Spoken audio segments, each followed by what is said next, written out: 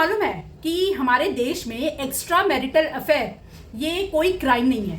Extra marital affair कोई अपराध नहीं है, ठीक है। लेकिन क्या वाइफ जो है वो हस्बैंड के गर्लफ्रेंड के ऊपर सेक्शन 498A का केस कर सकती है? 498A केस के बारे में तो मैं क्या ही बताऊं, आप सब लोग सेक्शन 498A से वाकिफ हो चुके हो, ठीक है। तो यहाँ पे सवाल ये उठता है कि क्या वाइफ हस्बैंड की गर्लफ्रेंड के ऊपर सेक्शन 498A का केस कर सकती है? क्या वाइफ हस्बैंड की गर्लफ्रेंड के ऊपर एफआईआर कर सकती है? ठीक है।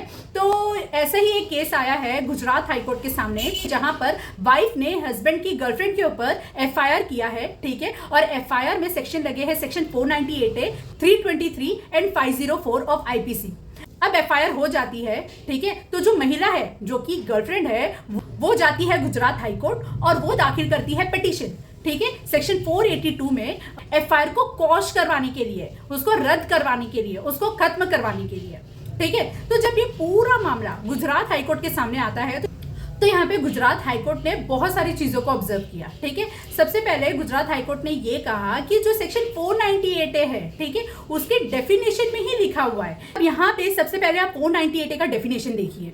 Whoever being a husband or a relative of the husband of a woman subject such woman to cruelty shall be punished with imprisonment for a term which may extend to 3 years and shall liable to fine। अब ये पूरे definition में आप ये notice करेंगे कि यहाँ पे पूरे डेफिनेशन में हस्बैंड लिखा हुआ है और हस्बैंड के रिलेटिव्स लिखे हुए हैं, ठीक है। अब यहाँ पे जो रिलेटिव्स है वो जाहिर सी बात है हस्बैंड के ब्लड रिलेशन के होंगे, ठीक है।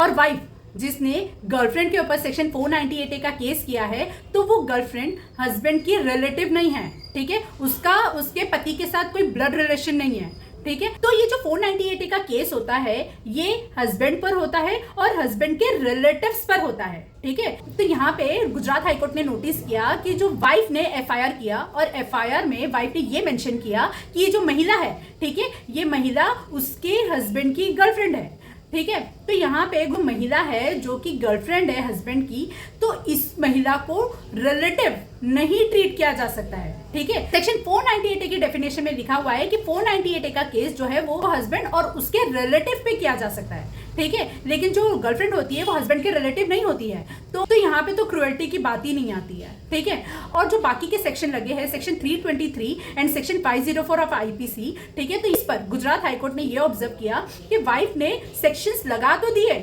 ठीक है, एलिगेशन लगा दिया गर्लफ्रेंड पर, आरोप लगा दिया, ठीक है, लेकिन वाइफ ने किसी भी तरह का सपोर्टिंग डॉक्यूमेंट्री एविडेंस नहीं प्रोड्यूस किया है। बार बार ये मैं बोलती हूँ कि भाई आप जो भी आरोप लगा रहे हो, ठीक है, आप पुलिस स्टेशन जा रहे हो, आप एफआईआर कर रहे हो और आप आरोप लगा रहे हो, तो उस आरोप के सपोर्टिंग में pertaining to that particular allegation आपको एविडेंस प्रोड्यूस करना पड़ता है।